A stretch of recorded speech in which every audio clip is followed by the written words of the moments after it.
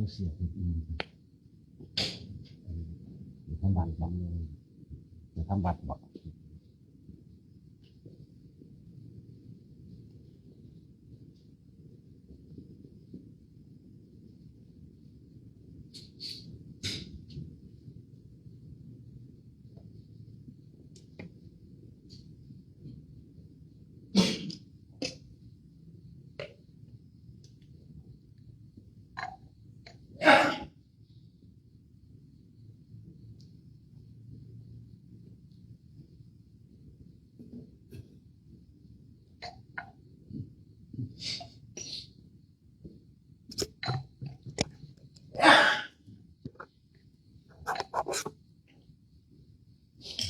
เสียงดังเลยอิตามานเสียงดังเลยไอทิดมานไอทิดมานเด่นนั่นแหละเนาะ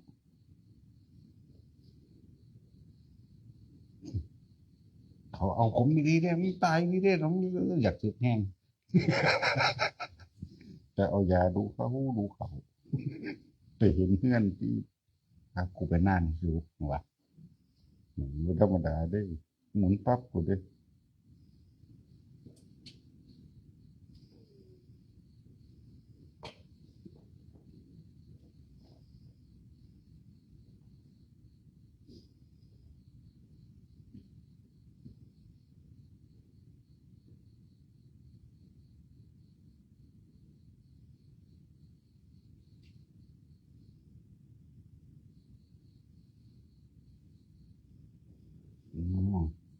อุปกรณ์การแสดง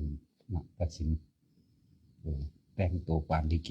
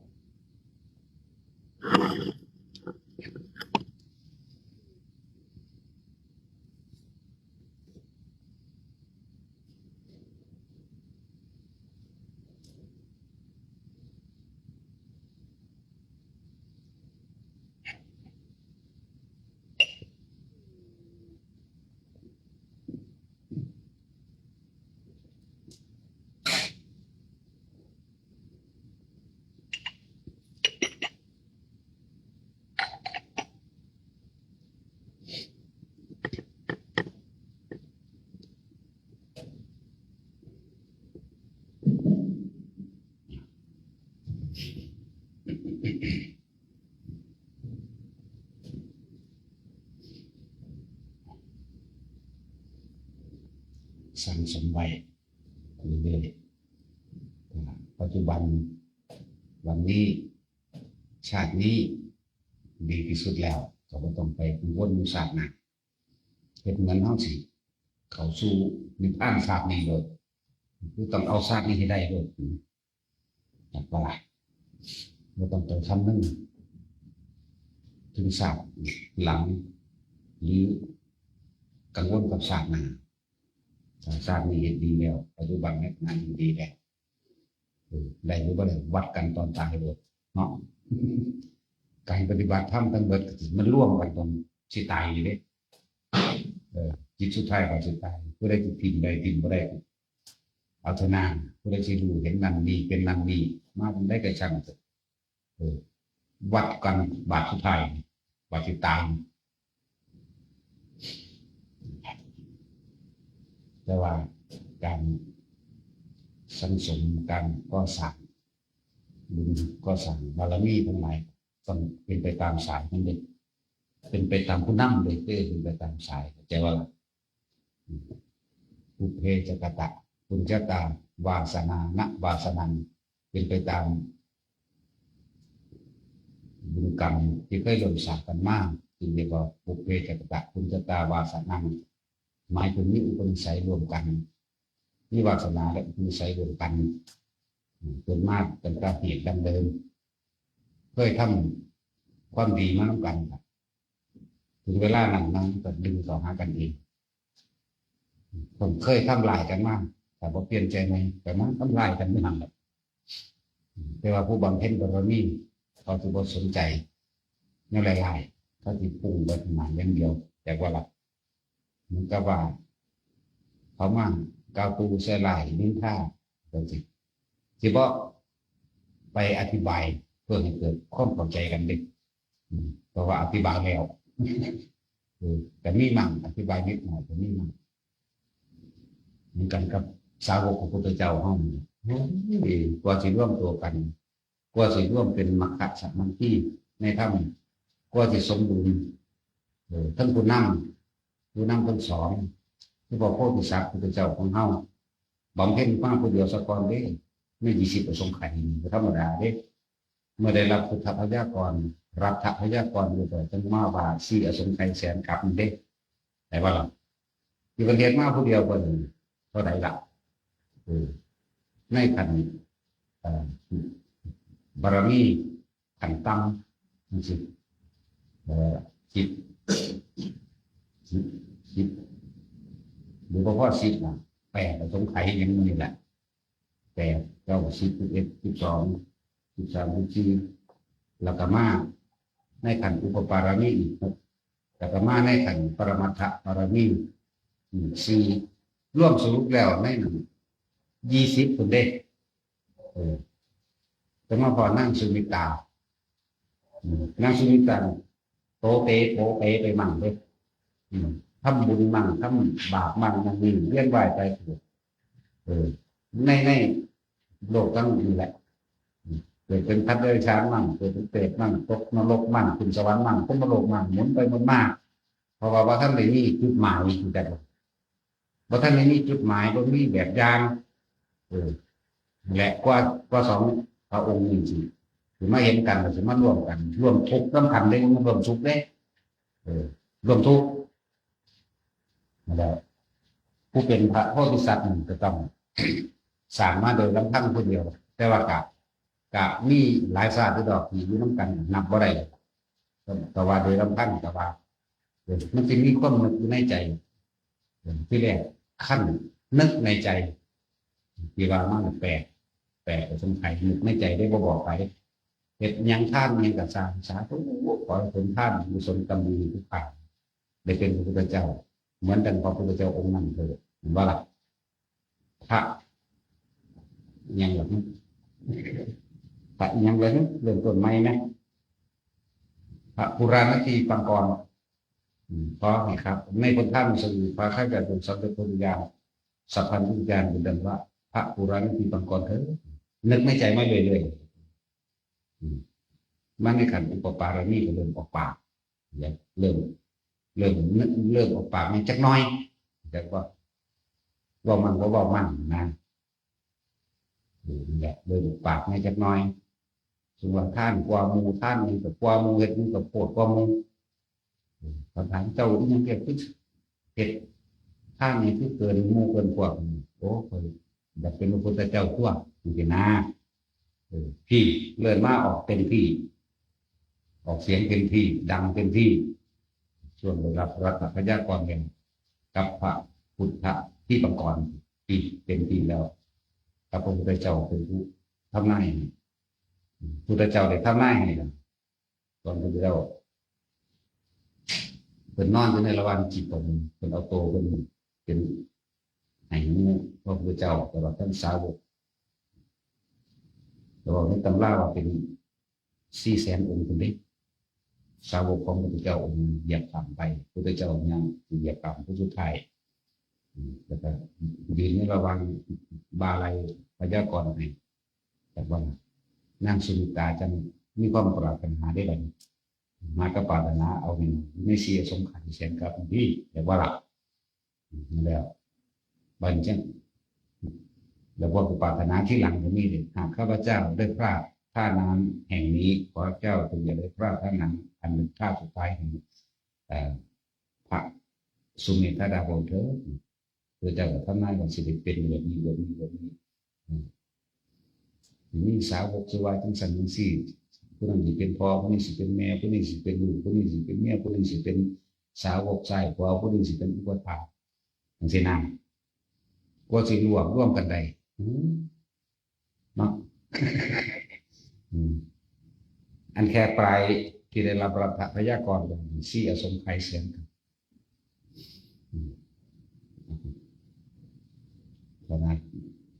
สุเมธาดาบทบอกเธอจะมาปราบที่นี่เลยน้องหญิงเธอจะมาปราบทางเช่นนี้กับเราตอนนี้พระศาสดาเกิดขึ้นแล้ว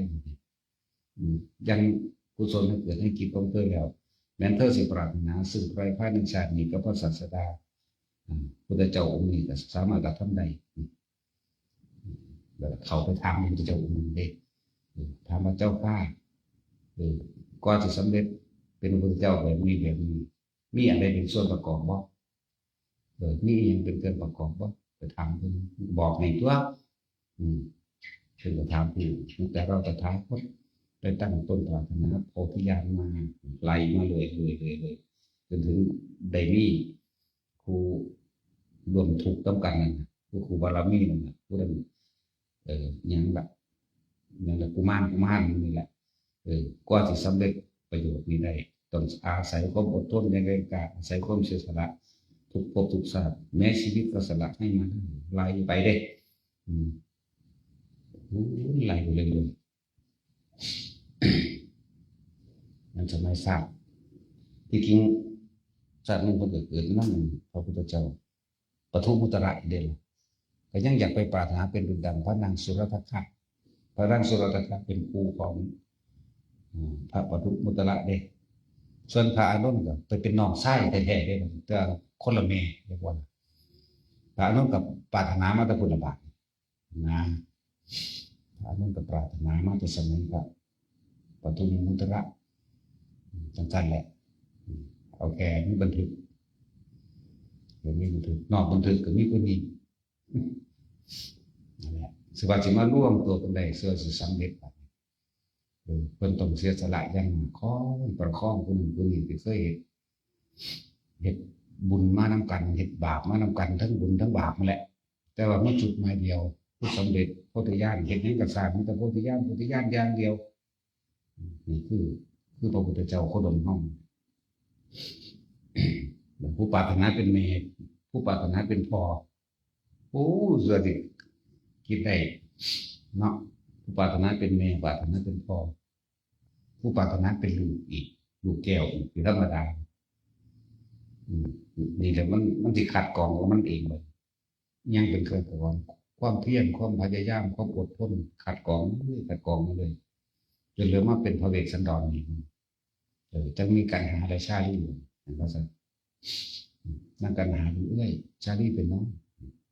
ปัจจุบันมาท่านลูกก่อนสมัยการหาจงบ่นจงแปลว่าบ่นตัดพ้อต่อว่าจงนั่นนะจงแปลว่าบ่นตัดพ้อต่อว่ามารดาเห็นแก่ตัวทำอะไรตามใจตัวเองไม่นึกสงสารลูกเลยจมไปน้ำทางเรียกว่าบ่นไปตามทางบักปีตาภาพขี่ถูกบักฮานะมันก็ตีไปน้ำทางเด้บ่ธรรมดาเด้นั่นแหละส่วนชาลีบ่ได้เป็นแบบนั้นขึ้นชื่อว่าบิดาของข้าพเจ้าที่จะทำอะไรที่ไม่เป็นประโยชน์ต่อผู้อื่นนั้นเป็นไม่มีในการให้ข้าพเจ้าเป็นทานในครั้งนี้ขอให้บิดาของข้าพเจ้าจงสำเร็จที่มารดาบิดาของข้าพเจ้าสมปรารถนานี่อะไรมาขัดกรองจังว่าเป็นพระหุนแต่ว่าหลักโอ้ยผู้ใดสิไปคิดได้นะจังสีเนาะนี่ผู้ใดถึงจะค้นสมบูรณ์แล้วอยู่ในนี้หรือฟังอยู่เดี๋ยวนี้แหละเอาหรือฟังทั้งเดี๋ยวนี้ทั้งโลกนี่แหละนี่ผู้ใดสิเข้าใจลึกซึ้งขนาดนั้นที่เพิ่นข้าเจ้าที่เอิ้นว่าทะเลาะกันตอนสมัยพระพุทธเจ้าที่ปังกรกับนั่งสุวิตาพ่อแห้งอยู่เด้ดอกไม้มีมา8 กรัมก็จะแบ่งถวายพระพุทธเจ้าเพื่อปรารถนาเป็นครูบารมีแล้วก็มาบูชาสุเมธาดาบทเถียงกันพ่อแห้งอยู่เด้เถียงกันนี่แหละจะเปิดผนังแบบนี้มันเป็นทุกข์ข้าพเจ้าขอร่วมสุขร่วมทุกข์สุเมธาดาบทสวนกันทันที อย่าบอกว่าร่วมสุขให้บอกว่าร่วมทุกข์โดยสายเดียวหลายนั่นนี่เลยเขาจะบอกคุยกันมันไปแอบเบิ่งอะไรก็เดินอีพอก็อีเมจีกันว่าล่ะแต่ว่าเขาไม่ได้เอากันเลยในสารนั้นเป็นว่าคือเมธาดาบทมันก็เป็นฤาษีอยู่แล้วผู้ดีกับไปมีครอบครัวโดยเรื่องทั้งอื่นไปสุวิตานั่นแล้วกว่าที่ร่วมตัวกันได้มันธรรมดาเลยบอกว่ามันเป็นไปตามสายหรือเป็นไปตามตั้งต้นที่ปรารถนามารวมกันแต่ในที่นี้พวกเขาบรรลุเขาไม่เห็นพระพุทธเจ้าเลยหมายถึงคำสอนของพระพุทธเจ้าโคดมหนึ่งให้สัตว์อมตะนี่ปัจจุบันนี้อย่างเช่นแต่เขาบอกเคยทำบุญร่วมกันกับเพิ่นมากเขาก็บ่เห็นเด้แต่จะว่าเขาก็บ่เห็นมือนี้เขาก็บ่ได้นอนได้ยินมือนี้เขาก็บ่เข้าใจเรื่องธรรมะเลยก็เหมือนคนทั่วไปเพื่อเอธิโอเปียจริงๆจะไปเข้าใจถึงแก่นในแห่งพุทธธรรมได้ลึกซึ้งมันยากเป็นอย่างนี้เนาะว่าแต่เอธิโอเปียนั่นล่ะเยอรมันสวิตเซอร์แลนด์อเมริกาหรือให้กับสังแม้กระทั่งในไทยเอาตัวแม่อินเดียมันมีอยู่บ่ถึงพุทธะแท้ๆเข้าใจบ่ล่ะที่เขาเจ้าว่าตามตำราว่าเป็นสถานที่กำเนิดพุทธเจ้าแท้ๆกันเลยเบิดประเทศอินเดียเลยมันจะมีสำใดมันจะไปทางเจ้าแม่กอลงกาลีเจ้าแม่ลักษมียังเด้หลายกว่าเห็นบ่จังไปทางฮินดูเด้ไปทางเทวานิยมบดส่วนมากนั่นแหละในที่พระเจ้าเป็นพระอานนท์มีความเมตตาสงสารผู้เฒ่าผู้นั้นผู้ยิ่งขอร้องพระเจ้า3 ครั้งพระเจ้าว่าอานนท์ถ้าบ่มีวาสนาต่อกันเราตถาคตก็โปรดเธอไม่ได้บ่น้อมได้ตัวหลายพระเจ้าที่เห็นให้เบิ่งปานนท์ก็เบิ่งคนบ่มีอุปนิสัยวาสนาทำบุญมารวมกันเข้าใจว่านี่ทำบุญทำบาปมารวมกันพระเจ้าย่างไปทางหน้าหันหลังให้บอกย่างไปทางหน้านี่หันข้างมาทางพี่หันนั้นเห็นหรือยังอานนท์บ่ล่ะผมใส่แหละเพิ่นทั้งเข้าใจคนที่บ่มีอุปนิสัยวาสนาถ้ามารวมกันเราตถาคตโปรดไม่ได้เข้าใจบ่ล่ะอยู่แล้วบ่แม่นว่าสิฟังเข้าใจบ่ทุกคนดอกพวกเฮาโปรดบ่ได้จริงๆเด้เพราะบ่เคยเริ่มต้นมานำกันขนาดมาเริ่มต้นมานำกันแท้ๆบัดมาเปลี่ยนเป็นคู่อาฆาตกันก็ยังมีแหมบ่พอใจแหมเครียดแหมคือกินจะมานาบิกาจังซี่ว่าล่ะนั่งกินจะมานาบิกามาเครียดมาผิดใจเอาสมัยที่เกิดบักเทพทัตเกิดเป็นโจรขาขาดนี่เด้อยู่เมืองที่มิลาเองเกิดบ้านเมืองแห่งแรงเป็นโลกให้หนีน้ำกันมา7 คู่แต่เพราะพุทธเจ้าสมโพธิสัตว์ของเฮาหักเมียหลายบ่ให้งานได้งานขามทะเลเกียร์เอาใส่หลังเปลี่ยนหลังเก็บหลังใส่ข้อใส่หลังใส่ข้อจนเกิดไม่เห็นบ้านเมืองอุดมสมบูรณ์มาอยู่ร่วมกันแล้วอยู่มานานมันอินหีพี่มันพอดีเขาจับโจรหลักของทั้งเลยตัดขาถิ่นร้อยมาลำนางที่เป็นดึงไม้มารักษาไว้เพิ่นเป็นผู้ไปหาเป็นพิษใจอย่างบักโลนขาขาดกว่าที่วันจะทำทายจากล่ำถวายเพราะโพธิสัตว์เท่าได้สุดเนาะนี่โอ้นานแล้วท่านพี่มาจะก็ได้ล่ำถวายอย่างนั้นนี่ก็ตัวเพิ่นขึ้นไปเพิ่นหักแล้วเนาะเพิ่นก็ตายใจกับบุคคลที่หลักไปล่ำทำทาล่ำมันนี่ไปอยู่หน้าผาเด้หอดเผลอในจังหวะก็ถีบพระลงที่ถีบพระลงเหวนั่นแหละนี่แหละคนมีบุญตกน้ำบ่ไหลตกไฟบ่ตายดอกบ่ใหม่จากว่าละเวินลงมันก็ไปข้างกุกกับเรือเลยจ้ะอยู่ต้นอุทุมพรจากอุทุมพรบักเรือนั่นแหละตกอยู่ในต้นนั้นหลังจากนั้นก็ซื้อว่าสิอันทำความสนิทชิดเชื่อกันกับเมียไง เนี่ยไงมันมากินมันเรือสุกเด็กคนก็ขึ้นตั้งเทิงกินอินดีที่มันเริ่มทำความคุ้นเคยกันกับนี่เห็นทั้งลงไปมันก็ได้กินตีนกินมืออย่างก่อนมันก็จำได้ก็สิสนิทสนมกันได้กันนั่นเติบเด้พาตัวเหี้ยใหญ่จังผ้าหมุดหลอดไต่น้ำไปได้มันไม่ทำหลอดไต่ไปผู้เกิดขึ้นเมืองที่ไม่ได้จังไปเห็นนั่งกินผ้าอยู่เมืองนั้นจังเป็นครูแทนนะนั่งอันนี้กินจะมาในเบกากับเทพทัตจะมาซื้อจะยิงลืมซื้อแล้วล่ะบางทีผู้ไปหาอยู่หากินที่คนมันขาขาดหากินบ่ได้คือพระโพธิสัตว์เลยพากันแต่งแพทย์แต่งยังข้ามนี้ก็คือพอดีพระโพธิสัตว์ไปแต่งงานกันโอ้ยกว่าจะแต่งกันพอแห้งจะได้เดือนนึงมีการกุ๊กกิ๊กกันเติบอยู่ด้วยจีบกันไหมจักว่าล่ะจีบกันก็จะจีบกันมือหนึ่งก็เลยไปเรียกเมืองตื่นทั้งล้างชาขี่ไปนั่งกินแต่มากเลยกานี่คือหัวผู้ขาเดิมราชาคนนี้นะหัวคนนี้ทีนั่นแหละแล้วคนได้สาบแซงไปแล้วคนได้ทิ้งแล้วนั่นแหละเขาพวกมุงเสนาหมาดทั้งหลายเลยถามความหลังเป็นยังไงความเป็นมากสันสิเพิ่นก็บอกความจริงก่อนเพิ่นบ่เสียสัจจะเด้ตั้งแต่กี้เฮาอยู่ในเมืองนั้นเกิดโรคระบาดและแห้งแล้งขามาแล้วก็มาอยู่แบบนี้พอดีได้เห็นนายหนึ่งตกหนักขาขาดร้อยหนังมากแล้วมาเลี้ยงไว้แต่ก็กินรู้เรื่องขี่บนร่างกายนั่นก็ว่าไปได้สั่นนั่นแหละเมื่อเขารู้แล้วแบบนี้เพิ่นก็ใส่ลายกันเองดอกคนขายกันเองสุดท้ายมันก็ไปขาทั้งสองเป็นสั่นแต่ว่าก่อนที่ตายมันนั่งหมายถึงนั่งกินจะมาอเมริกาไปใช่ไหมผูกอาคาตนั่นแหละทั้งที่อยู่นั่งกันมาเป็นเท่าไรอาสมไขไปสลับกันดอกเกาเงินตัวผู้เดียวกับหลายๆคนผูกอาคาตนั่นแหละก็จังหวะมาศาสตร์นี่ก็เลยถือแผ่นดินถูกครับเหมือนการผูกอาคาตของเทพทัตก็คือกันในสมัยที่เป็นพ่อข้าเราเห็นมาตั้งแต่ดีๆมันเคยเกิดเป็นพี่เป็นน้องกันเคยเกิดนั่นนี่กันมาเรื่อยๆมาผูกอาคาตตอนไปซื้อถาดทองออกไปพระ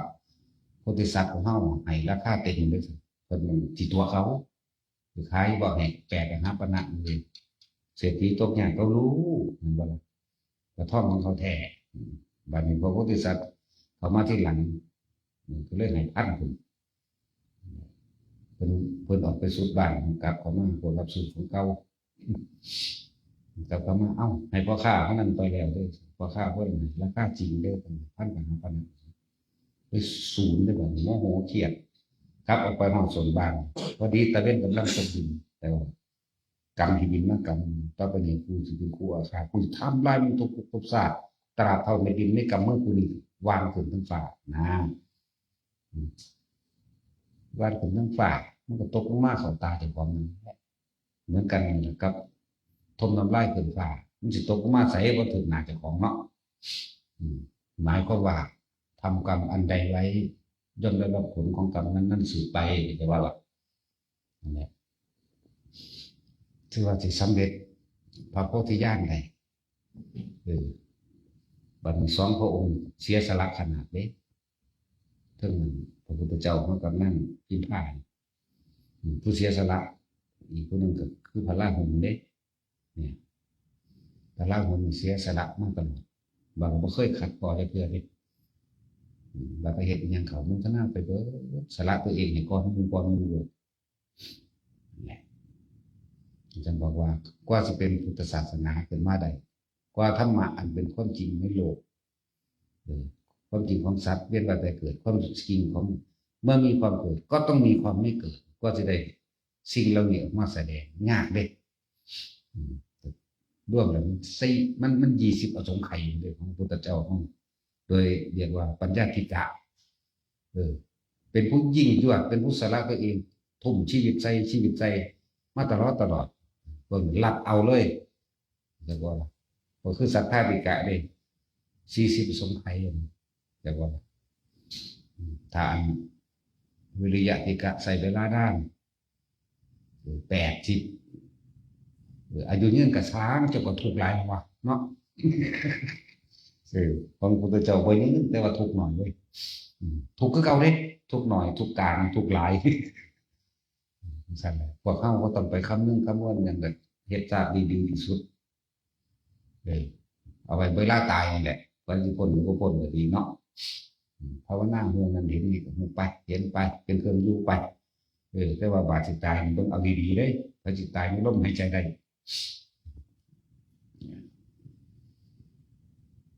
เป็นของยากกว่าพระโพธิสัตว์สองพระองค์ที่ร่วมรอหลวมรอร่วมในสองดวงใจเป็นหนึ่งเดียวได้มันเป็นธรรมดาเลยเมื่อไหร่ที่ท่านเขาถึงความรู้สึกถึงความรักเมื่อนั้นเนี่ยท่านจะทำเพื่อผู้อื่นได้เข้าใจว่าล่ะที่หาคนอีกเท่าใดจึงจะเห็นบุคคลที่เสียสละเพื่อผู้อื่นจะหาบุคคลอีกสักเท่าไหร่คือมันประมาณอะไรสักเท่าไหร่ก็จะได้ก็จะมีก็จะเห็นก็จะพบบุคคลผู้เสียสละตัวเองเพื่อผู้อื่นได้คนมีสัจจะก็หายากแล้วเนาะคนจริงก็หายากแล้วมันธรรมดาดิหาคนกล้าสักร้อยคนก็สิมีผู้หนึ่งหาคนจริงสักร้อยสัก10,000 คนก็มีผู้หนึ่งนะถ้าว่ามีผู้หนึ่งก็สิมีเต็มบ่เนาะหาคนกล้าหาคนจริงแล้วก็หาคนที่เสียสละเพื่อผู้อื่นทำเพื่อผู้อื่นให้คนออกจากทุกข์ได้ไม่รู้จักนะกับบุคคลอีกสักเท่าไหร่แล้วพวกเขาก็มีอุปนิสัยวาสนารวมกันหนึ่งแต่ก็มีอุปนิสัยวาสนาถ้ามากับอุตเจ้าโคดมนอกจากได้ยินได้ฟังธรรมของโคดมเดี๋ยวว่าละแหละพอต้องไปคำนวณว่าผู้ตั้งปรารถนาอย่างบ้างกระชางมีพลาดอย่างเดียวเรียกว่าอะไร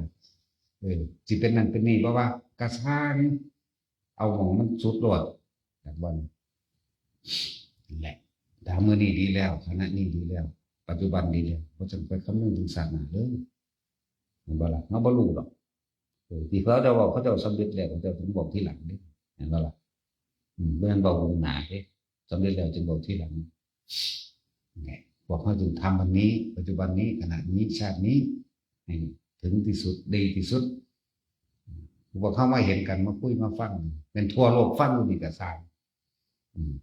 ได้ยินได้ฟังเกิดความรวมใจศรัทธาจากบ่ก็นั่นแหละหมายถึงว่าเขาเคยรวมกันมาก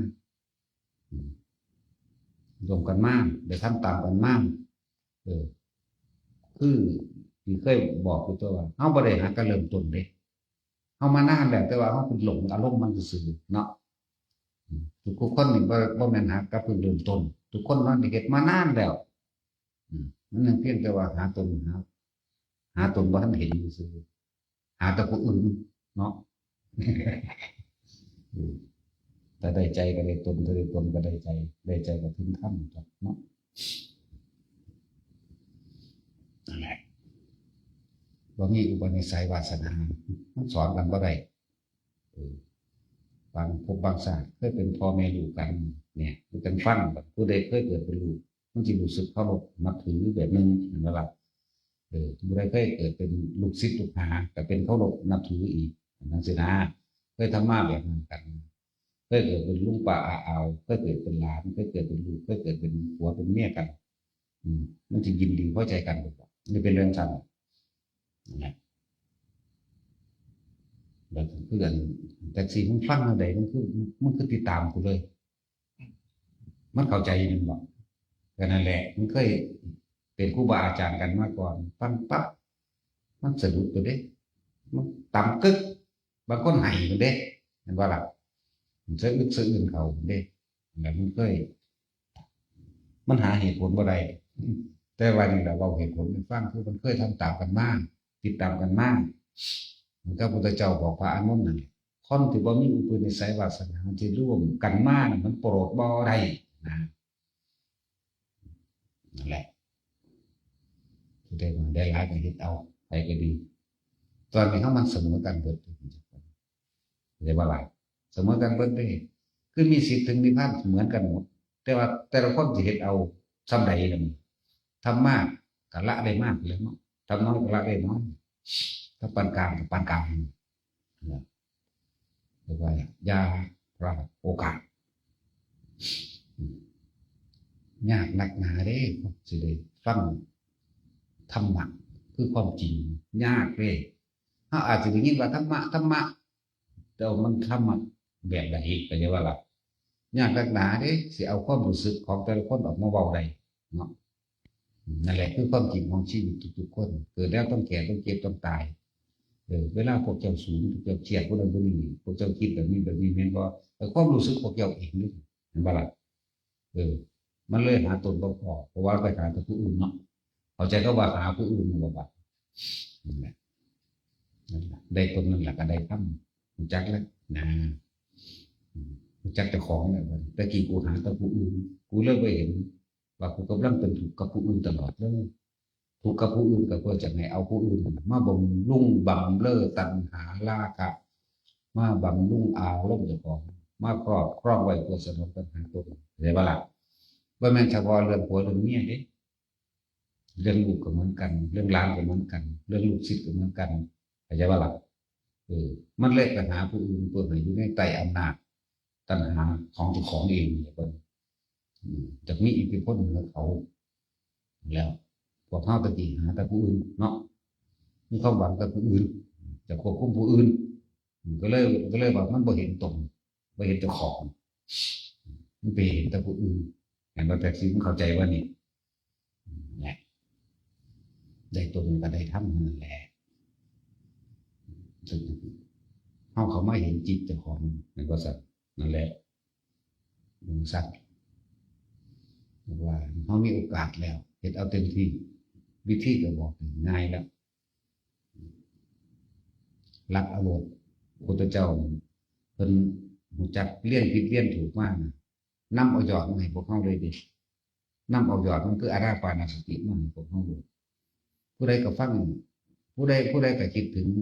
ความตายได้เบิดนั่นแหละผู้ใดก็ขนาดคนบ่รู้จักหยังเลยเนาะโอ้ยยามใดแม่งสิตายดอกไผก็ฮู้อยู่เด้เนาะเวลามันเครียดมากไหมแต่ให้ผู้อื่นตายมันจะให้เจ้าของตายมันเด้เฮ้ยยามใดมันสิตายเด้ก็ต้องกูสั่งบักหานี่กูเบื่อเด้คือนั่นตามพวกก็มีมันเสียดกันผิดกันเนาะผัวมันกินเหล้าแต่ละมื้อเมามากก่อกวนมันยามใดมันสิตายเด้ปิดประตูตามเห็นบ่มันอยากให้เขาตาย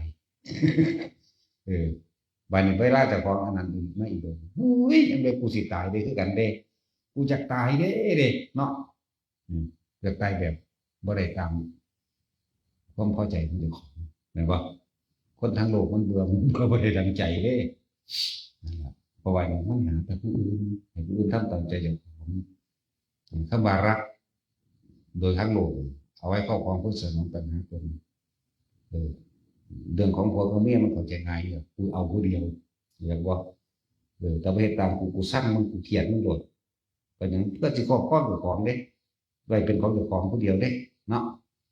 นะครับบัดนี้ฮักลูกกูจะให้มึงได้ดีดอกกูอยากมึงบ่มีอยู่มีกินว่างแผนไว้นะบ่ล่ะวางแผนไว้อีนี่ได้เป็นคู่แล้วนี่สมใจสมตัณหาเจ้าของอีนี่บ่ทันได้เป็นอีหยังเรียนบ่จบอีนี่เกเรบักนี่เกเรเนาะบังคับคุมเขาสนองตัณหาเจ้าของบ่บัดนี้ผู้นี้เป็นคู่ผู้นี้เป็นนายอำเภอผู้นี้เป็นนายร้อยนายพันก็เอาไปอ้างตัวบัดนี้สนองตัณหาเจ้าของบ่บัดนี้โอ้ยมันขยันเด้ตะกี้เด้ลูกเจ้าเป็นหยังโอ้ยเป็นตำรวจตัวนะผู้ว่าท่านได้จบอยู่เรียนมันเรียนโรงเรียนในร้อยตัวนี่ท่านก็อ่านได้บ่รู้สึกว่ามีหน้ามีตาเนาะเห็นบ่รู้สึกว่าภูมิใจหลายเอาไปอ้างคนบ่ได้อ้างแค่นี้อ้างฮอดตระกูลบัดนี้แต่อันเร็วๆบ่เอามาอ้างเด้เห็นบ่อันตระกูลเจ้าของก็มีผู้เลวกันหลังบ่อ้างเอาตระกูลดีๆมาอ้างไว้อย่างคมมูให้เขาญาติเจ้าของแม่นบ่ล่ะเป็นอิทธิพลอย่างหนึ่งเด้ คนทุกคนในนี่เคยเป็นบ่เวลาผิดกันแต่ของผิดแท้บ่ยากดอกลุงกูเป็นตำรวจเนาะเออขนาดหมู่ซื่อๆโอ้ยกูบ่ย้านดอกหมู่กูเป็นทนายว่ะแม่นบ่ล่ะซ้ำนี้ก็ยังเอามาอ้างบ่นี่เดี๋ยวผู้นี้เป็นตำรวจผู้นี้เป็นนายอำเภอเออเดี๋ยวมึงเครียดอีกผู้หนึงบ่เข้าถึงชีวิตจริงเนาะย้านอีหลีเด้โอ้ยเขาเส้นสายว่าเด้เห็นบ่ล่ะฮักลูกก็ไว้สนองคุณค่าเจ้าของเข้าใจบ่บาดนี้แต่ไม่ได้เป็นครูก็เอามาอ้างแท้มันเป็นหนีลุงตุงนั่งครูก็ดีทหารก็ดีตำรวจก็ดีเนาะนั่นแหละนี่แหละรักไว้สนองตัณหาตนเองเอาเลยหาตัวเองบ่พอมีความหวังว่าเอาแต่ลูกแต่งงานได้ค่าดองหลายก็ยังเอาไปอ่านนี่เนาะแม่นบ่ล่ะอีหลีรู้จักอาหลีบ่จริงๆนั่นน่ะยังก็เลี้ยงลูกมาจังซี่ก็ได้ลูกสาวก็ว่ามันได้ค่าดองแต่แทนคุณพ่อแม่ว่าเด้เนาะตอบแทนแม่เบิ่งแม่ซุมื้อมันเอาลูกของมันมาให้เลี้ยงมันเอาคืนหลายกว่าเก่าอีกเนาะนั่นแหละความเข้าใจของคนเฮาตะกี้มีลูกก็ให้ขายเลี้ยงลูกไว้ขายเด้มันบ่ผิดคำของนางวิสาขานางวิสาขาตามธรรมดาแล้วมารดาได้ลูกหญิงมาก็เอาไว้ขายเลี้ยงไว้ขายเลี้ยงพวกเราเลยมื้อหนึงฝนตกจากว่าพวกเขามาหาเมียให้เศรษฐีผู้หนึงนั่งตากอยู่ศาลาริมทางศาลาพักร้อนศาลาหยังเขาล่ะฝนตกพวกคนใส่นั่งท่าเฝ้าแล่นเข้าไปย่านเปียกเห็นบ่ย่านเปียกแต่ว่านั่งวิสาขาบ่แล่นเด้จอนตีนสินเป็นไงเนาะค่อยๆยังไปค่อยๆเดินเลี่ยงกลายเป็นสวยงามดุจดังว่าช้างเดินสวยงามบัดนี้พวกพราหมณ์ทั้งหลายใน7-8คนมาสิว่าสิหากุลสตรีที่มีแบบนี้ไปในลูกศิษย์ที่เจ้าของเองก็เลยถามว่าแม่หญิงฝนตกเธอบ่ย่านเปียกเดี๋ยวเบิ่งนั่งข้างๆบ่ได้ว่านี่คือฝ้าวแดงของผมก็เลยว่าตามธรรมดาแล้วมารดาบิดาเลี้ยงบุตรธิดาทั้งหลายเอาไว้ขายถ้าข้าพเจ้าวิ่งเกิดหกล้มแขนขาหักเป็นคนพิการก็ขายไม่ได้ราคาหรือขายไม่ได้เฉลี่ยก็เป็นที่รังเกียจแม้มารดาบิดาก็เป็นที่รังเกียจของพี่ชายและน้องสาวแล้วใครจะดูแลแล้วปัญญาดีๆเด็กเนาะแล้วใครจะดูแลถ้าเกิดว่าแขนขาหักหรือพิการเป็นตะกี้ก็เอิ้นหยังล่ะภาษาเป็นนิทราเจ้าหญิงนิทราสินะแล้วใครจะมาอาสาดูแลจะเป็นที่รังเกียจแม้นมารดาบิดาก็ขายไม่ได้แล้วก็ว่าเหยียบไข่เนาะอย่างของเพิ่นเด้ขาหักขาโหลยขาเป๋ไปแบบให้สิอยากได้เนาะก็ซักเอาคนพิการไปเบิ่งซื่อๆแม่นั่นว่าล่ะแม่นครบแล้วเด้นางวิสาขาจะลาใส่ล่ะบัดนี้เขาก็เอาก็ได้ค่าดองหลายอีกนี่แหละเพราะว่าเล่าบ่ได้พิการแม้นความงามโดยใบหน้าแต่ว่าถ้าพิการแล้วก็ขายไม่ได้แม่นบ่ล่ะมึงเอาอยู่บ่เนี่ยขาขาดเนาะแต่สิเอาบ่เอาขี้เกียจหาวดีกว่าเนาะ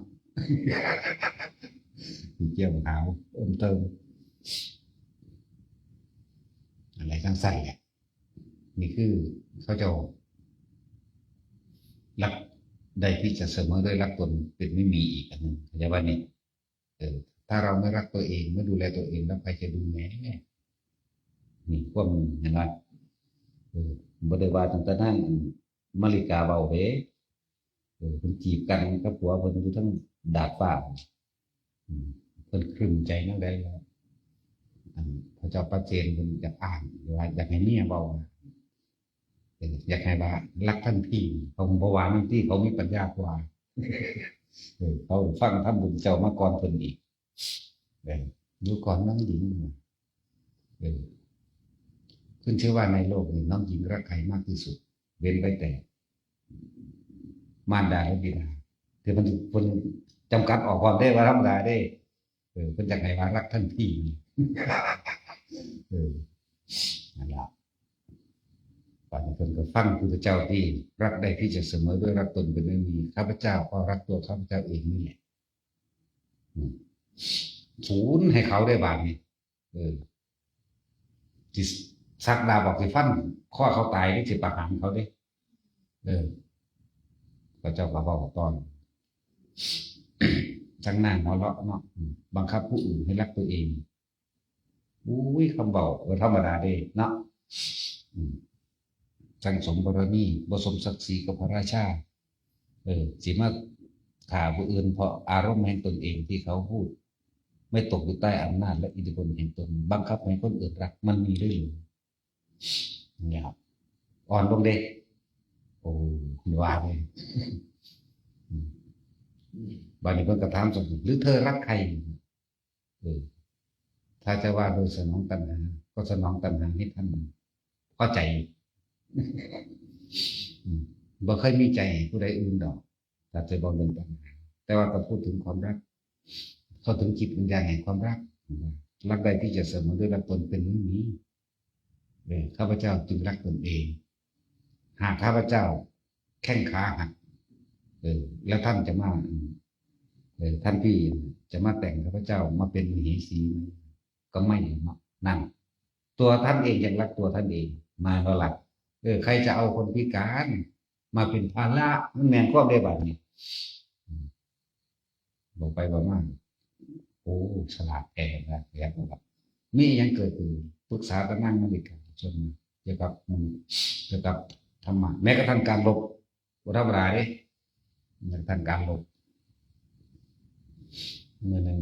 เพิ่นไปถามพุทธเจ้าดิฉันพุทธเจ้าว่า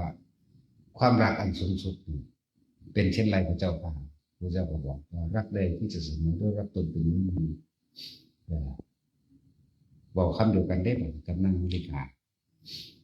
นั่นแหละในตัวท่านเองก็รักตัวท่านเองนั่นแหละ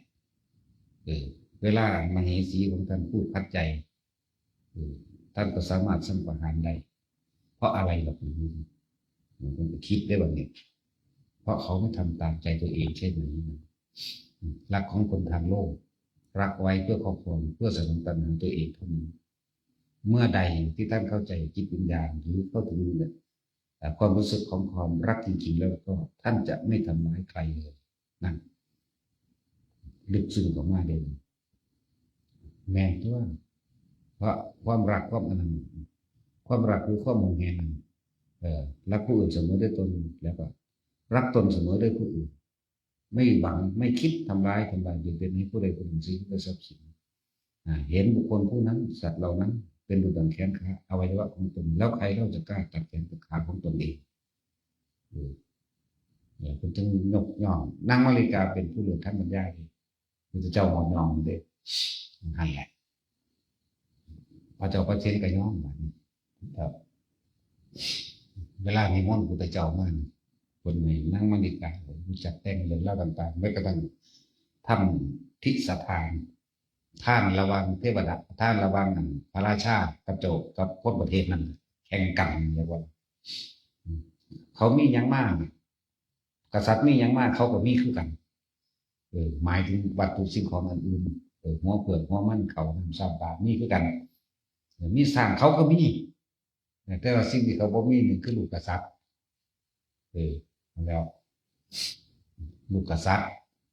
แล้วก็พวกนั่งสนมลูกบ่แม่นนั่งลูกกษัตริย์คนเมียหลายเนาะเป็นร้อยคนเด้แต่จะพูดถึงว่านิมนต์ภิกษุมา1,000 องค์แล้วก็ในพวกลูกกษัตริย์หรือนั่งพวกนี้คนในวังไปยืนพัดวี่อยู่2 ข้างนี่ประชาชนบ่มีแล้วก็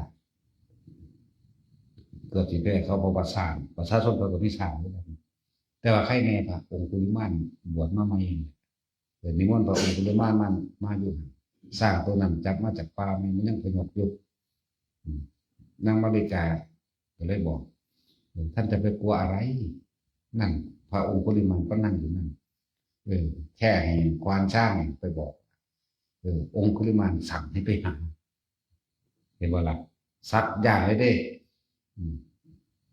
นั่นแหละในควานช้างข้อมันนั่นคือองค์กุลิมานสร้างหูหนูกระโดดยืนนิ่งปันหูนี่แหละนั่นแหละมันก็เลยสนะกับประชาชนเรียกว่าทำบุญแข่งกันเด้บ่แม่นทำบาปแข่งกันเด้ที่บอกให้เด้อทิศทานทำบุญแข่งกัน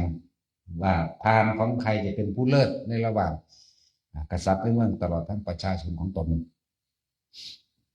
ท่านแล้วมันก็แก่ขึ้นดอกมันก็เอาดอกพุทธเจ้ารับจริงเรานี่แล้วมันก็นี่คือมือกันนั่นใส่เรื่องทิศทานทานระหว่างประชาชนราษฎรกับพระราชาแข่งกันทำบุญก็เป็นแต่แข่งได้แข่งทำบุญไหมเนาะดีก็อิจฉาริษยากันเห็นป่ะครับนั่นแหละคนที่พวกเคยสมดุลลมคิดในทั้งกุศลและอกุศลมาลงกันพวกน้องมันจะเลยไม่เห็นกันเนาะนั่นว่าล่ะแล้วเวลาเขาว่าผมได้มาไก่ยิ่งแมงเลยนี่แหละอกุศลสมดุลลมคิดเรียกว่านี่ทางบ้านยิ่งไผ่ดอกพอว่าท่านในมากให้ยิ่งมาโลดคือยิ่งแมงเองตีแมงเลยแบบอยู่ได้มากลูกล่างเนาะถ้าจะไปเป็นพระอาศัยตำรวจก็ได้ครับแต่ตำรวจเขาก็ฆ่ากันเองอยู่ถ้าจะไปอาศัยทนายก็เลยแบบผู้ใดมีเงินหลายคนก็ชนะเอาความตายเขาแลกเขาประกาศแลกความตายกับเขาดิเงินเขาก็หลายเนาะเงินเขาก็หลายบริวารเขาก็หลายลูกเนี่ยเขาก็มีเขาบ่มีหยังชีวิตอันนี้สละอะไรว่านี่แล้วเขาประกาศแลกกับเขาดอกตำรวจก็ดีทนายก็ตามบักใดอีใดก็ตามอิจฉาเขาแบบมาไหลเขาเนาะนั่นก็สั่งแต่แม่งกาแลกกับกูถึงมีอย่างเสียเด้กูจะว่ามีเงินหลายล้านเด้เนาะกูมีแต่หัวทันเด้บ่ได้มีเงินคือสูเด้นั่นแหละพวกเขาเคยรวมกันมาพอแห้งกันมันจังมาฟังกันมันจังเข้าใจกันให้ด่าปานใดก็พอใจเนาะแต่บ่ด่ามันก็ยากต้องเอาสิ่งที่ยากกว่าเท่าว่าเนาะแต่ว่าแต่คือตะกี้อาจจะหวยเขินอายเวลาเว้าให้ผู้อื่นผู้นี้โอ้ยตอนนั้นสิคิดว่ากูเป็นจังซั่นอีหลีคือยายจอยก็เป็นอีหลีตัวเนาะบ่มีสมองอีหลีไหมเวลาของปลูกผักปลูกมะม่วงปลูกลิ้นจี้ปลูกหมากลำไยหมากมีหรือของอยู่ของกินหลายๆแต่ว่าเอาไปให้ไผเอาไปให้ผู้นั้นบ่ได้สั่งพอสั่งแม่มันเอามันสิแตกยังพอกับแม่บ่ดีคือหยังว่าดิเนาะเห็นบ่แต่สิสั่งตระกูลมันว่าแน่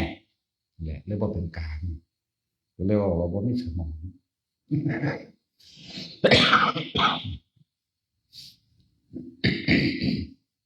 นั่นแหละพวกเขาฟังจากคำว่ารักได้ที่จะเสมอได้รับตนเป็นเรื่องนี้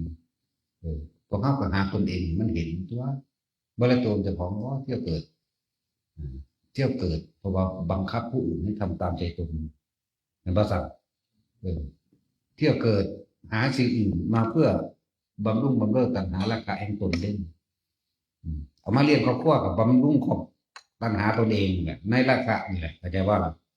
ในความยินดีพอใจในรูปรสกลิ่นเสียงกับผัวกับเมียนี่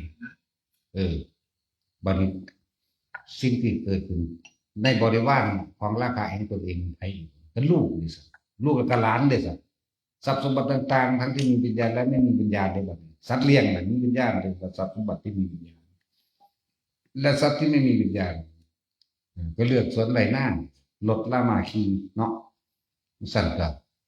นั่นแหละบริวารมันเห็นในอีลุงตุงนางญาเป็นตะน้ำทรัพย์สมบัติ ลูกก็เอิ้นทรัพย์สมบัติเด้เข้าใจบ่เดี๋ยวงัวก็เป็นทรัพย์สมบัติควายก็เป็นทรัพย์สมบัติหมาสัตว์เลี้ยงก็เป็นทรัพย์สมบัติเลี้ยงปลาก็สมบัติเห็นบ่ซั่นนั่นแหละสมบัติที่มีวิญญาณและทรัพย์สมบัติที่ไม่มีวิญญาณหาเลี้ยงสิ่งเหล่านี้ไว้ล้วนแล้วต้องมาบำรุงบำเรอตัณหาของตนจะว่าหลับแล้วแต่ของบ่เคยหักเจ้าของเนาะมันลึกซึ้งได้รักใดที่จะเสมอด้วยรักตนเป็นไม่มีเข้าใจบ่แต่ที่จะหายากยิ่งกว่านั้นคือจะหาบุคคลอีกสักเท่าไหร่ที่จะทำตัวเองเสียสละตัวเองเพื่อผู้อื่นได้เสียสละตัวเองทุกสิ่งทุกอย่างเพื่อผู้อื่นได้แม้กระทั่งชีวิตตนเองเข้าใจบ่นี่แล้วแต่ในเมื่อเขามาเห็นแล้วได้ยินได้ฟังดีน้อมมาฝึกเอาตัวแต่เขาหักเจ้าของแบบใดเขาก็บ่ควรทำลายผู้อื่นแบบนั้นเนาะที่ว่าผัวกับเมียแต่ว่ามันหักกันจริงเวลามันจีบกันกูไม่เห็นบอกเพื่อนหรอกแต่งงานกันนะฉันจะพาเธอไปนิพพานบ่มีไม่ว่าเอาทั้งโลกนี่ตอบมาบางรู้ผู้ใดเคยจีบกันวางสั่นเดี๋ยวเราจะเดินไปด้วยกันด้วยอริยมรรคมีองค์แปดก้าวเข้าสู่พระนิพพานนะแม่ว่าหลักบ่มีจะพันกันรุมอยู่หันเลยเถียงกันอยู่หันผัวก็บางคนก็มากินเหล้าเมียบางคนก็มาบริณหรือใส่ของสมองสมอ่างเปลืองเนาะผัวกระจมเมียกระจมเลยย่านบ่มีกินบัดย่านลูกบ่ได้กินย่านนะแล้วสารพัดนั่นบ่ล่ะมันสั่นเด้อผู้ใดเลี้ยงง้อเลี้ยงควายบางทีก็ขี้ข้านเกี่ยงกันถึงพ่อแม่ลูกเกี่ยงกันแบบนี้เด้เนาะนั่นแล้วก็คือทั้งเบิดนี่คืออยากให้เก็บตามใจตัณหาของเด็กนั่นบ่ใช่แล้วคือจังบอกทุกคนแหละอยู่กันมาพ่อปานนี่บ่แห้งนั่นล่ะเนาะแต่ว่าผัวมันหักเมียมันหักผัวผู้เมียหักผัวมันหักเจ้าแห้งเลยจะไปบวชซะมันจังสิได้ไปนิพพานเนาะมันบ่แม่นตีนขวางกันละงานผู้ไผก็เลยแต่ว่าผมว่าบวชให้ชิๆแฉะอุ้มลูกมาพร้อมให้ต้อนหน้าต้อนตาผิดเถียงกันปัจจุบันมันมานำพอดีเนาะมันผิดกูก็ว่าได้อีหลีนั่นแหล้วมันบ่ได้หักเฮาดอกผู้เมียผู้มันบ่อยากให้ผัวบวชเด้อมันบ่หักผัวมันดอกแต่นักผัวก็ให้บวชต้องให้ไปนิพพานแม่เนาะเจ้าโอ้ยเฒ่าเอ้ยมันบ่เว้าเฒ่าดอกบักฮามึงตัวกูกันมึงสิมึงว่ามึงผู้นี้มึงเอากูแม่งยังมึงสิหนีเอาตัวรอดแล้วกูมึงผู้เดียวบ่ล่ะแม่นบ่ล่ะแสดงว่ามันบ่ได้หักเฮามันหักมันเองมันอย่างมันลำบากเนาะว่าแต่สิผู้หญิงก็บ่ได้เนาะนั่นแหละปากผัวก็ว่าหักเมียก็คือกันถ้าเขาแต่งตัวดีๆงามๆแม่ก็มักฮักอีห่างก็ว่าดิเนาะไปสืบเสาะหาเรื่องพวกนั้นพวกนี้เขาเป็นเงาะนุ่งส่งเสริมไปพร้อมเด้เฮ้ยระวังดีเด้ว่าเด้บัดนี้จังมาถึงพระรอๆคือเฮาบัดนี้เฮ้ยไหลมาว่าสั่นหามึงดิแต่แม่นตัวถ้าบ่รอพวกเจ้าสิมาคุณยายจังหัวเฮ้ยสิโพโดดคือกันแล้วก็รอตัวครับถ้าบ่มักพวกเจ้าสิมาเนาะก็มักตัวจังมามักทั้งผู้หญิงผู้ชายนั่นแหละซั่นล่ะพวกนั้นแต่ว่าเพราะว่าฮักเมียเจ้าของมันสิไปห้ามเป็นหยังอุ้ยเฒ่าโกนหัวโดดเป็นหยังมันก็บ่ว่าเนาะส่วนมากถามซอกแซกเป็นจังไดมันเป็นจังไดถามอันผู้อื่นนั่นแหละว่าเมียข่อยเป็นจังไดจังซี่ว่าเด้บัดนี้เดี๋ยวมันฆ่าพระกันได้เด้บ่ธรรมดาเด้มันห่วงเมียมันนั่นแหละจึงบอกว่าผู้ใดสิมาบวชปาแมงโลดถ้าบ่ปาสิได้บวชบ่เนาะผู้หญิงก็คือกันปาแม่นเลยปามาพอมันขุนว่าปาแม่มันปาเบิ้ลตัวหวงดีแท้เนาะ ถ้ามึงว่ามึงมักกูมึงก็บอกนิพพานให้กูลองเถียงกันเบิ่งเด้อเออมันบ่รู้จักหยังดอกบ่แต่สิเมียมึงให้มึงบวชแสดงว่าเมียมึงหักมึงเด้เนาะแต่ว่าใส่ดีเบิดซะก่อนใส่ดีเบิดซะก่อนโอ้ยก็ปานนั้นว่าทำงานสูงอยู่มึงหาเงินได้จังเป็นหนี้เรียนสูงกว่าผู้ไหวอีกเนาะผู้ไหวบ่มีหนี้เด้สูงนึกว่าซั่นมีแต่สูงไปสร้างหนี้ให้เรามีแต่จะเอาเงินเอาดีไปจำจังล่ะถ้าผู้ใดว่าหักผัวให้ผัวมาบวชเด้อเจ้าไปบวชเด้อเจ้าไปได้นิพพานได้ดวงตาเห็นธรรมแล้วเจ้ากลับมาบอกมาสอนไปเองเนาะผู้ผัวมักเมียก็ว่าคือกันจะไปอยู่วัดรถเขาหรืออยู่นี่ก็สิเฮ็ดเอาเองดอกเสียสละเอาเองบ่ยากดอกงัวควายกับลูกเต้าก็สิเลี้ยงเอาเองดอกโอ้ยบ่มีแมงบักใดดอกมีแต่ก็เลยเนาะมีแต่มันสิมาฆ่ากูอยู่นี่แหละว่าเฮ็ดจังได๋ได้ก็รอก็ผัวมันจังซั่นแหละมีแต่เพิ่นสิมาฆ่าอิจฉาริษยาโอ้ยวาสนาคนละอย่างกันคนละบาปแล้วมีเว้ยเนาะแต่ถึงจังแหละแต่ผู้ใดหักผัวนั่นน่ะก็บอกผัวมาบวชทุกอย่างลำบากหลายเลยเจ้าไปบวชไปนั่นสิรู้สิพ้นแน่เนาะนั่นตัวผู้ใดหักเมียก็ให้เมียมาบวชมันอยู่วัดเนี่ยฟังฝึกหัดภาวนาเด้ออยู่นำข่อยมันทุกข์โพดก็สิเบิ่งรับเลี้ยงเอาภาระเบิดทุกสิ่งอย่างก็สิเอาเองดอกเอาเท่านั้นนี่จ้ะล่ะกูเห็นมันแต่จูงงัวคนหนังหมาเนาเฒ่าเตเสกหวงเมียหวงอีแหล่อีแหล่ก็มักพระอีหลีว่านี่เกตจังได๋ก็พระก็รอแล้วคนย้ายบ่รู้จักจังบ่อีแหล่มอบกายถวายชีพนี่ว่าเด้นี่3มื้อลงไปแล้วเขาเดียวก็จูงงัวข้ามทงมารอเอาขึ้นลงไปอีกโอ้ยผัวเพิ่นมาเฝ้าผัวเจ้ายังอีแหล่บ่ผัวมาเฝ้าได้เสร็จอีดอกเวลาเพิ่นยืนอยู่ธรรมดานี่ก็ซึมๆอยู่เด้ผัวเพิ่นโอ้ยหนังหมาหนังผีเงี้ยซั่นแหละธรรมดาจังได๋คุณนายว่าเด้ตั้งแต่เพิ่นหวงเมียเพิ่นอยากหวงเมียอยากเมียมามักพระก็มักอีหลีหั่นแหละโอ้ยก็เลยออดตอดอยู่ก็สิเฮามาขึ้นเลยเนาะเรื่องซั่นแหละยายลมจักแล้วเราหัวล่ะยืนซึ้อๆเนาะยายลมเป็นไดคุณนายว่าเด้เพิ่นจักมาเว้ากะแทกเฮาโอ้ยหนังหมาหนังเอาเตเสยืนซึ้อๆอยู่เมียเพิ่นก็กวนแม่งกินนู่นคือจักบ่เจ้าบ่แต่ว่าแม่งกินนู่นมนก็คืออยู่จักหน่อยเพราะว่าคุดจีสิคือกว่าอีกพวกมันจะคุดจีเด้จังซั่นล่ะอีกผู้หนึงก็ซึ้งอยู่จักแม่นยังสารพัดเนาะเขาบ่ได้ฮักเมียเขาแต่ฮักเมียเขาก็ไม่ยินดีมากมาส่งให้นั่นนี่มาเบิ่งมาสิได้บ่แม่นมาหวงเนาะแม่นบ่ล่ะมันสิธรรมดานั่นแหละหลายอย่างบ่เข้าร่องเอาคำว่ารักใดที่จะเสมอด้วยรักตนเป็นไม่มีพิจารณาเบิ่งเด้อแต่เฮาฮักเจ้าของแล้วว่าล่ะเฮาก็หาวิธีเฮ็ดให้เจ้าของพ้นออกจากทุกข์อยู่มันมีแต่เพิ่มทุกข์เด้อันที่ว่าไปในผัวในเมียกันแม่นบ่ล่ะจังซี่ว่าย่านบ่มีอยู่บ่มีกินย่านบ่สนุกสุขสบายเฮ็ดบ่ได้ดังใจก็บังคับข่มเหงกันด่ากันผิดเถียงกันว่าเลี้ยงลูกก็เลี้ยงไว้ขายบ่คิดคำกันเด้ลองเบิ่งแม่แต่ว่าแล่นหนีนำกันแม่นว่าซั่นผิดตับผิดใจแฮงเด้ถ้าว่าแล่นหนีนำผู้บ่าวเนาะอิหยังยายหญิงดื้อซื่อเลยเราแล่นหนีนำผู้บ่าว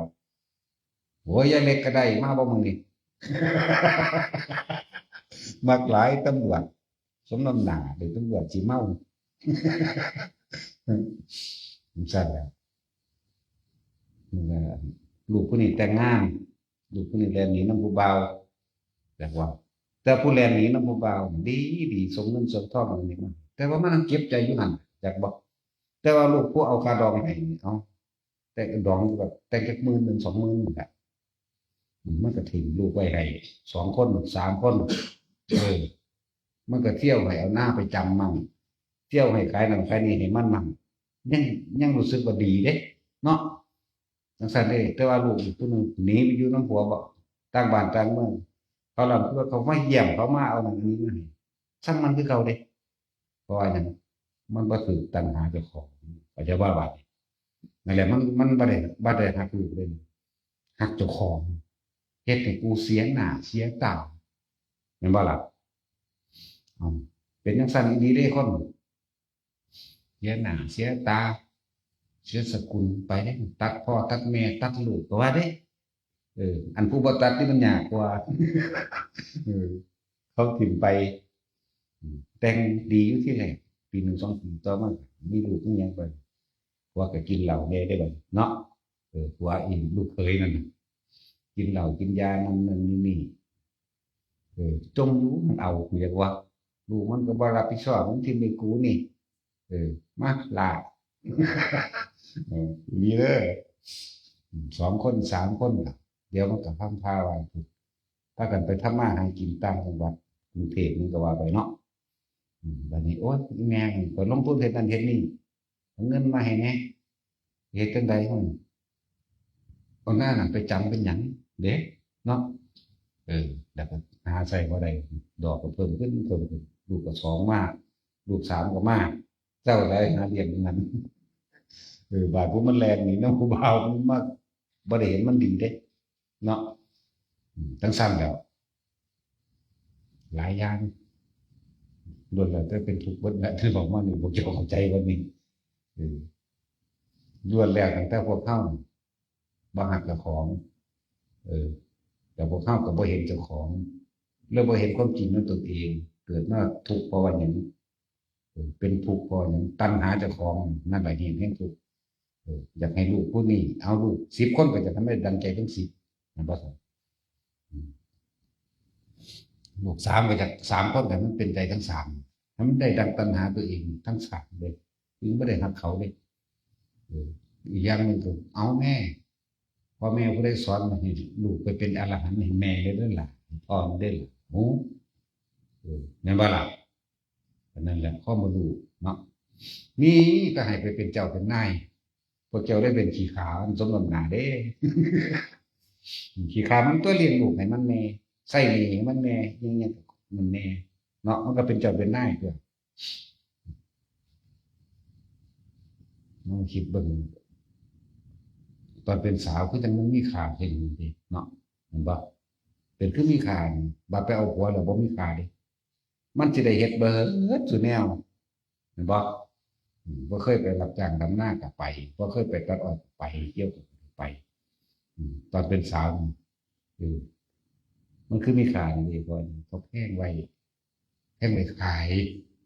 แล้วบ่บังคับลูกปานใดเด้เนาะแม่นบ่ซั่นบ่บังคับปานใดเด้เดี๋ยวมันเบิดราคาเดี๋ยวมันเสียราคาแต่งงานไปแล้วได้เฮ็ดหมดทุกอย่างเพราะว่าย่านเจ้าของบ่มีอยู่กินย่านเจ้าของบ่มีความสุขย่านหลายๆอย่างที่ย่านลูกบ่มีมูลมรดกบ่มีสมบัตินั่นนี่เห็นบ่เฮ็ดเบิดบัดนี้แต่ตอนว่าท่านมีผัวบ่ท่านมีเมียบ่ค่อยเฮ็ดหยังปานใดเด้คนเนาะแต่ถ้าคนที่เฮ็ดมาแต่น้อยเนี่ยสิรู้จักความอดความทนและสิรู้จักคุณค่าของเงินสิรู้จักคุณค่าของชีวิตหลายอย่างเนาะจักอดจักออมจักทนรู้จักพึ่งตนเองเป็นเด็กคนที่เฮ็ดมาโดยลำพังมันย้อนนึกน้ำพ่อน้ำแม่ก็เฮ็ดลูกกับน้ำพ่อน้ำแม่เนาะคนเสมอเลยบ่จักหยังตะกี้ก็บ่จักคือกันเนาะแล้วพวกเฮาบัดนี้เพราะว่าพวกเจ้าตามหาแต่ผู้อื่นคำว่ารักผู้อื่นรักไว้สนองปัญหาตนเองเด้ชัดเจนเลยคือเรื่องผัวกับเมียเห็นบ่ล่ะคนอันตัวรองมาลงมานี่ฮักลูกนี่ก็อยากให้เขาสร้างชื่อเสียงให้อยากให้เขาหาเงินหาทองให้พ่อ ไม่ว่าสันอยากเอาไปขายแต่ว่าอย่างว่าล่ะโอ้ยรุ่นนี้มีลูกไอ้ลูกเคยเวลารุ่นเพราะตายเป็นละพวกนี้เดือนวัดเป็นหลับจะได้ชัวร์เรานั่นแหละบันลูกใช่สิไปเอาเมียนบ่ได้ดีใจบันใดเด้เห็นบันใดสิที่เสียกระดองบัดเขามาขอลูกสาวเจ้าของบุ้ยขึ้นประสันบัดเขามาขอลูกสาวเจ้าของขึ้นราคาเอาประสันจะขายแพงอยู่เด้เนาะบัดเจ้าของจะไปซื้อเอาลูกสาวผู้อื่นต่อเอาประสันคือกันได้เนาะแปลกประหลาดว่าหลับของมันแพง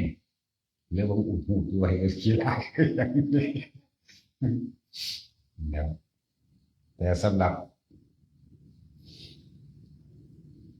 คนที่เข้าใจธรรมะกันสิมีทางออกคนนี้ดอกอันนี้เข้าใจนั่นแหละหลายๆอย่างถ้าพวกเขาหักจากของพวกเขาก็ต้องทำเพื่อของโดยบ่ได้ไปทำลายเบียดไปโดยบ่ได้เอาผู้ใดมาเป็นที่สนองตัณหาเจ้าของเข้าใจบ่เอาตัวเองเด้อแต่หักเจ้าของเอง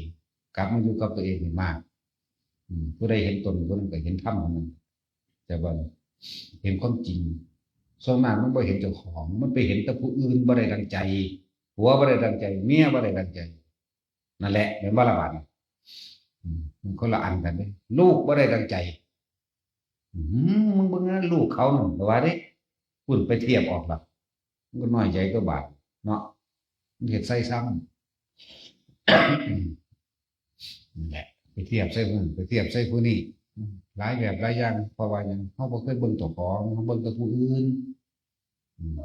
ถึงสั้นปัญหาเจ้าของให้มันเห็นพวกเจ้าหักเจ้าของก็เลยย่างกันถ้าเรารักตัวเองจริงๆแล้วเราก่อนเราจะไม่ทำร้ายใครเลยเด้อเราจะบ่อิจฉาริษยาไปมันก็ยังไปพอเขารู้แล้ว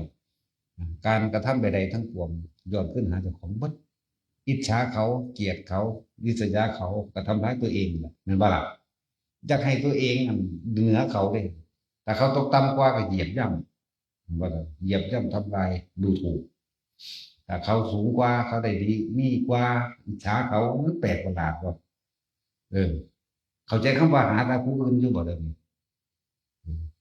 แต่ผู้รวยกว่ากับอิจฉาริษยานั่นแหละคือมันไปหาแต่ผู้อื่นอิจฉาริษยาเขาถ้าผู้อื่นต่ำกว่าแต่ของเด้เหยียบย่ำไปทำลายดูถูกเขานั่นคือออกอยู่แต่น้ำผู้อื่นบ่เคยเห็นตัวเองนั่นบ่ล่ะมันก็เลยบ่เห็นตัณหาของตัวเองว่าตัวเองกำลังเป็นทุกข์กับคนที่รวยกว่าทุกข์กับคนที่จนกว่ามีแต่ทุกข์กับทุกข์เด่นบ่แม่นสะใจหยังเด้นั่นคนที่จนกว่าก็ดีมันเป็นบาปเนาะมันบรรลุแต่ถ้าลองหาคำว่าหานี่คือเองแล้วเป็นเรื่องว่ารักได้ที่จะเสมอด้วยรักตนเป็นเรื่องนี้ถ้าเรารักตัวเองจริงๆแล้วเราก็เราจะไม่ทำร้ายใครเลยเพราะเอาหูแล้วเอาลองไปตีเขาไม่รู้เขาก็ตีกับของขึ้นด้วยกันตัวนั่นว่าสัตว์นั่นสัตว์เป็นหลักของเขาเขาก็เอาขึ้นด้วยกันได้หลักจับได้จับว่าได้มันก็อยู่ในใจนี่มีความรู้สึกไม่รู้สึกผิดเบิดนั่นแหละถ้าไปงานแต่งน้ำเขาเป็นหลักเกิดเขามานี่เนาะร้อยเอาเกิดเขาเลี้ยวบุญเลี้ยวพี่ถือเอาเกิดเจ้าของไปเอาใส่กับเขาแบบนี้เด้พอมันเจียงประเด็นนั่นบ่ล่ะใช่แล้วคุณไปเสื่อมไปเรื่องนั้นจะพี่น้องเกิดมากที่หลังโอ้ยหนาลาไว้ล่ะเพราะนั้นมันมีความผิดเนาะหนาลาไว้เราได้ยันเขามาถามเราเห็นเกิดหน้าไผ่บ้องเนาะเดี๋ยวกูจะวางให้ไปเฝ้าเอาไปเสี่ยงแบบลูกคุกคักตำคุณตำพี่แล้วนั่นแล้วถ้าฮักเจ้าของจะเป็นหลักของผู้อื่นตัวบัตรเห็นว่าแบบเจ้าของก็อยู่สุขสบายดีตัวมันคือดิ่นรถไม่ได้หนีไม่ได้แก้ตัวไม่ได้โกหกซ้อนโกหกนี่นั่นแหละถ้ารักตัวเองก็บ่ฆ่าไผก็ทำร้ายไผบ่อิจฉาริษยาไผไม่ไปอยู่กับผู้อื่นถ้ารักตัวเองต้องอยู่กับตัวเองอันนี้มันไม่ได้รักตัวเองมันไปรักผู้อื่นแต่รักเพื่อสนองตัณหาตนเห็นเขารวยก็จะรวยเหมือนเขานั่นเอามาสนองตัณหาเจ้าของเห็นเขาทุกคนเนี่ยเหยียบย่ำทำลายอยากว่าเจ้าของเห็นใหญ่กว่าเขาถ้าฮักลูก ผู้ยิ่งก็เอาไปขายเนาะมันใช่แล้วแต่มันเกิดมาดำๆสีน้ำตาลเนี่ยจะใครต้องหัวฝรั่งโอ้ยก็คือบอกให้มันเอาขมิ้นนะโอ้อีหลายนี่คือเอาหัวฝรั่งด้วยว่าเลยนี่ผู้ใดว่าใช่บ่เนาะแต่จินเจ้าว่านี่ได้มึงไงถึงแต่หัวขมิ้นเด้อว่าอยู่ก็บอกว่ามันบ่รวยเนาะมันบอกมีหน้ามีตาให้ในบ้านละบาทแต่ในหัวฝรั่งเอามาอ่านกันก็ยังไม่ได้คนกันเลยเนาะอันนี้เนี่ยบ้านละมันอยู่นอร์เวย์ตัวคุณแล้วก็เห็นข้อยืนขึ้นพอลูกมันซื้อท่องให้อยู่นอร์เวย์ตัวทั้งจะไปเห็นนกแก้วคือเขาซื้อนาฬิกาหรือซื้อสร้อยไม่ให้แบบให้นั่นมันสนองตัณหาตนบ้านละบาทหักลูกมากก็ดีมันเห็นให้มีหน้ามีตานั่นแหละเพราะว่ามันมีไปอยู่กับผู้อื่นมันเห็นให้การเป็นอยู่ต่างๆดีขึ้นนั่นเห็นให้มีชื่อเสียงเห็นให้มีหน้ามีตาเห็นให้แต่ความสบายเอาไปบอกอ่างมูได้เบิดบานเนาะมันอยู่เยอรมันมันอยู่อเมริกาหัวมันดีว่าได้บาดนี่แต่ที่ต้นถือใจเจ้าของคืออยู่แตะกับผู้อื่นเบิดฟังดีๆเด้อพวกเจ้าอยู่กับผู้อื่นเบิดแล้วแต่ว่าอีอันนั่นมันแปลว่าโหขี้ทุกข์ขี้เนี่ยจงด่าแต่มันเห็นป่ะมึงป่ามันโดนหน้าแปลว่าคือเอื่อยมันว่าได้เนาะบ่ได้หักเขาหรอกหักเจ้าของเพราะเขาเห็นเสียหน้าเสียตาเห็นป่ะล่ะมันเป็นสิบ่แม่นแต่ว่าลูกเป็นนายอำเภอบอกว่าลูกเป็นข้าราชการเป็นปลัดบอกเป็นนั่นนี่เอามาอ้างเด้แต่ของไปเฮ็ดผิดใส่เขาแต่แท้ลูกหลานเจ้าของเฮ็ดผิดอ้างผู้มันเป็นข้าราชการมาคงเนาะป้าตัวปันข้าราชการสิพิเศษมาแม่กูท่านใดกูซ้ำคือเหี้ยนี่นั่นแล้วพวกเขามันเข้าถึงความจริงแล้วบ่ได้ย่านได้บาดนี่เห็นบ่ล่ะมามึงมาแลกกับกูข้าราชการกูหังมักมึงเฮ็ดได้ไงสูฟังไว้ได้แต่ว่าข้าราชการแปลว่าอย่างตัวแทนก็พระเจ้าแผ่นดินมารับใช้ประชาชนราษฎรเด้สูบ่ได้มีอำนาจมีว่าคมไผเด้บ่ล่ะถ้าเขาบ่จ้างมันก็บ่เฮ็ดเด้นั่นมึงจะว่ามึงเสียสละเด้เนาะอีหลีนั่นแหล้วบัดนี้ได้ใช้อำนาจแต่พอมีหน้าที่เลิกใช้ไปตั้งมีอิทธิพลข่มเหงเอาเปรียบหารังแกประชาชนราษฎรไปข้าราชการไผก็สร้างตำแหน่งใดสร้างแมงเลือกไผก็ดีร่วมตัวกันตีแมงในโรงพักจะเป็นตำรวจกันเลยเพราะฉะนั้นก็แอบยิงมันแมงทางประกาศที่บอกให้ป้าใหม่สักแมงเลยโดยเฉพาะป้าใหม่มึงมาอีกกูจะยิงมึงแบบนี้กูสูญมาตั้งเศร้าเลยแต่หลายปีแล้วนี่ก็เลยว่ายังกระสร้างเจียวพวกที่ดินคือการหาแต่วิธีโกงกินป้าใหม่ก็หาวิธีโกงกินอันนี้คือมีข่าวอยู่ทางฝั่งนั้นเขาไปตัดไม้อยู่ส่วนเขาแต่แท้ไปจับเขาไหมเนาะต้นอันยังเขาปลูกเขาเองของเขาได้หนึ่งต้นสักไหมเขาพ่อเดินมาเห็นเงื่อนเขาเนี่ยซ้ำแข่งต้องขายต้นเดียวจับปั๊บเขาเป็นแสนกูมาไกลๆกูแน่ๆกูจะไปตีปากมันบางงานผู้ใหญ่บ้านเป็นผู้แก่มันอิจฉาเขาจะได้ทีเขาคือว่ามันแหละมันมีบริการพระเหตุเนาะแล้วบอกว่าอยู่สูงเลยคนเอาเปรียบกันเนาะมาไกลๆกูแน่ๆเป็นพระเหตุบ่เนาะแต่ทีอันนี้มันไปอยู่พูนเชียงรายอยู่หามอยู่ไกลโพดไปฟ้องไปหาผู้ใดเขาก็บอกให้ความเป็นธรรมมันสั่นแล้วไปหาไปอ่างเกษตรสายกันเดินแล้วนี่กูอ่างตายได้กูบริยานไถได้เอาตายก่อนแลกกันเลยแต่ตำรวจรังแกในพี่น้องเจ้าของร่วมตัวกันไปตีมันในโรงพักเด้อใครก็ดีได้ยานน้ำเพิ่มคือกันผู้ว่าคือกันตีแมงในห้องผู้ว่าตีถ้ำปากมันหล่นจากบ่ล่ะกู พวกตีมาแล้วเด้สิบอกให้พวกกาฬสินธุ์ให้พวกไม่อยู่แล้วนะแล้วจากว่าพวกตายใส่กันเนาะเขาบ่กล้าสู้กับเฮาดอกเขามีตำแหน่งเห็นบ่ล่ะเฮานั่นมีตำนานตำแหน่งกับตำนานมันคนละอันกันเด้เว้าให้ถ้าคือข้าราชการเอาเปรียบนะอย่ายอมแต่ว่าต้องเอาความจริงเป็นใหญ่เลยเข้าใจบ่สัจจะเฮาถือสัจจะบ่แม่นเอาเล่ห์เหลี่ยมกลไกของเจ้าของนี่แพ้ไพ่แพ้ธรรมเจ้าของเองแพ้ความจริงแต่เฮาได้เอาความจริงเป็นใหญ่เลยบ่ได้เอาอารมณ์เป็นใหญ่เพราะว่าความจริงมันชนะทุกสิ่งทุกอย่างอยู่แล้วการที่จะเอาชนะคนโกหกก็คือเอาความจริงนี่เขาบอกเพราะว่ามีอย่างที่เหนือกว่านั้นสัจจะนี่มันเป็นธรรมยอมรักษาผู้ประพฤติธรรมมันเองนี่แหละรายการนั้นก็สร้างเด้อใครก็ตามฟังอยู่เดินร่วมตัวกันโหลดเขาไปตีมันได้หันมันผิดมันก็ได้ง่ายเดี๋ยวว่าละดีว่าดีมันได้ออกเลยมันผิดมันได้ออกแต่จะไปฟ้องแล้วพวกข้าราชการด้วยกันมันซอยกันเนาะเห็นจังได้ก็ได้ให้มันได้หนีนั่นถ้ามันผิดมันได้ออกถ้ามันถูกมันได้ใหญ่คือเฮาจะย่อมเดี๋ยวว่าถือน้อยๆนะคือเอาเปรียบนั่นเองนะนะครับล่ะนี่บอกวิธีคนทำตัวเอาตายก็ว่าหากินซ้ำตายแบบไปก็ดีตายโดยวิธีใดก็สร้างให้แม่บอกเนาะตายคือเก่านั่นสอนวิธีให้ความยุติธรรมกับตนเองเพราะความยุติธรรมทั้งหลายผมมีใครหามาให้เฮาได้เฮาต้องสร้างขึ้นมาด้วยตนเองพวกเจ้าสิสู้หรือสู้เจ้าสิยอมแพ้เห็นบ่ล่ะสู้ตัวต้องสู้ต้องเชื่อมั่นตนเองพอเชื่อมั่นโดยสัจจะนี่เรื่องความทุกข์ยากลำบากความหลายๆอย่างในโลกนี้พอให้เห็นคนทุกข์ในตัวเองทุกข์บ่ได้ดังใจความยุติธรรมมันบ่มีผู้ใดให้เฮาสงสารมันคือมาเอาเองเด้อแต่ผู้ใดหักเจ้าของเองกลับมาอยู่กับตัวเองมากๆลมหายใจคือตัวเองลมหายใจสอนสมมุติว่าสมมุติสติปัฏฐานจีสมมุติ